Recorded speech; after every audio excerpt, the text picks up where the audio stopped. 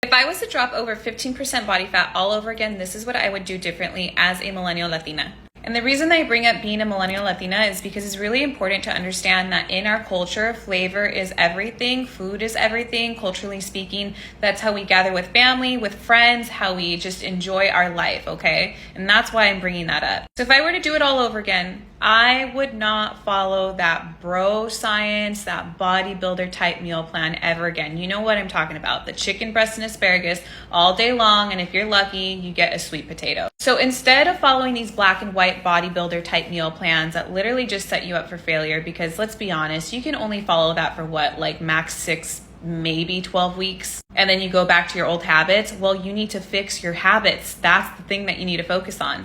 So instead of jumping on a meal plan, I would take an analysis of what it is I'm currently doing on a daily basis and see how I can make small, consistent changes to those habits. And that's exactly what I do for my one-on-one clients. So I take a complete analysis of what they do for 1 week straight, and then I tailor the meals that they believe are health conscious to be fat loss efficient. And that is why my clients are super successful. And that is why I'm telling you guys what I would do differently. If this was 10 years ago, I would focus on my habits instead of starving myself and following these bogus meal plans, because what happens? You're done with the meal plan, you go back to your old habit. I'll give you an example of something I would change for a client, specifically one that I'm working with right now. So her typical habit was to have chia pudding in the morning. She would have about a cup worth.